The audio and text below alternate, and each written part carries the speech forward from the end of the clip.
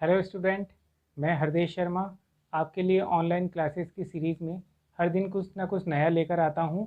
आज भी हम कुछ नया सीखेंगे, तो चलिए इस क्लास को स्टार्ट करते हैं। Hello student, good morning. इस वीडियो से पहले वाले वीडियो में हमने एकल व्यवसाय HUF हिंदू अनडिवाइडेड फैमिलीज साझेदारी व्यवसाय की बात की थी। आज हम सहकारी संगठन के बारे में बात करेंगे। सहकारी शब्द का अर्थ है किसी साझे उद्देश्य के लिए एक साथ मिलकर काम करना। कहने का तात्पर्य है जब दो या दो से अधिक व्यक्ति एक समान उद्देश्य के लिए साथ मिलकर किसी कार्य को करते हैं तो उस किए जाने वाले कार्य को हम सहकारी कार्य कह सकते हैं। सहकारी समिति उन लोगों का एक स्वैच्छिक संगठन होता है जो अपने सभी सदस्यों के कल्याण के लिए एकजुट हुए हैं। अधिक लाभ के लालची मध्यस्थों के हाथों अपने संभावित शोषणों को ध्यान में रखते हुए वे अपने आर्थिक हितों की रक्षा से प्रेरित होते हैं।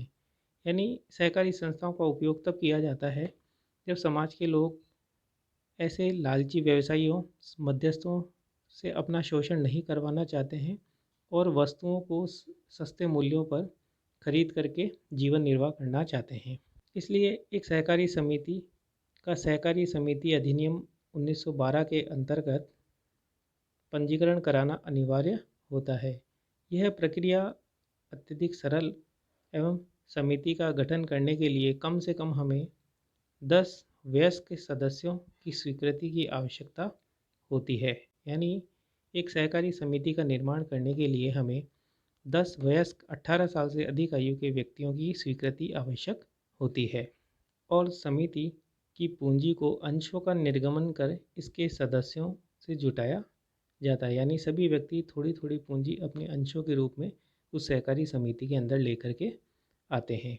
पंजीकरण के पश्चात समिति एक स्वतंत्र वैधानिक अस्तित्व प्राप्त कर लेती है।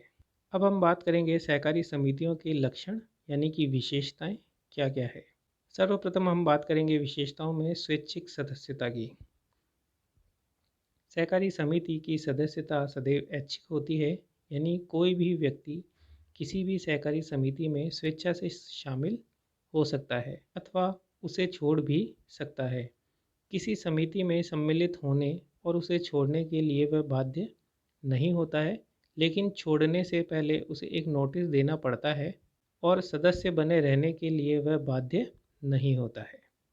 इसकी सदस्यता सदैव खुली हुई होती है। इसमें किसी भी धर्म जाति का व्यक्ति इसका सदस्य बन सकता है। इसमें कभी भी भेदभाव नहीं किया जाता है। दूसरा गुण है वैधानिक स्थिति। सहकारी समिति का पंजीकरण अनिवार्य है और इसमें समिति को अपने सदस्यों से पृथक अस्तित्व प्राप्त हो जाता है।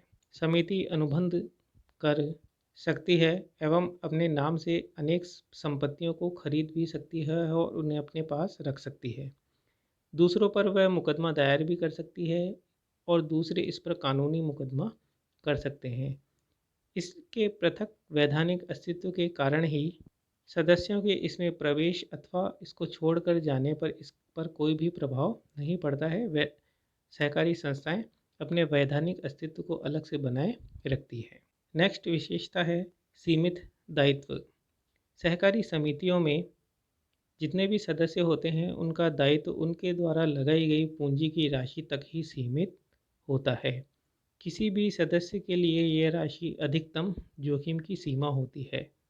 यानी जोखिम की सीमा जो है वे उसकी पूंजी की जो राशि उसने लगाई है व्यवसाय में वहीं तक सीमित मानी जाती है।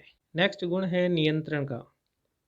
किसी भी सहकारी समिति में निर्णय लेने की शक्ति उसकी निर्वाचित प्रबंध कमेटी के हाथों में होती है। सदस्यों के पास वोट देने का अधिकार होता है जिससे उन्हें प्रबंध समिति के सदस्यों को चुनने का अवसर मिलता है और जो सदस्य प्रबंध समिति को चुनते हैं वह प्रबंध समिति ही सहकारी समितियों के लिए निर्णय लेने का कार्य करती है। इसलिए सहकारी समितियों का स्वरूप सदैव प्रजातांत्रिक रूप से बना होता है। नेक्स्ट गुण है सेवा भावना।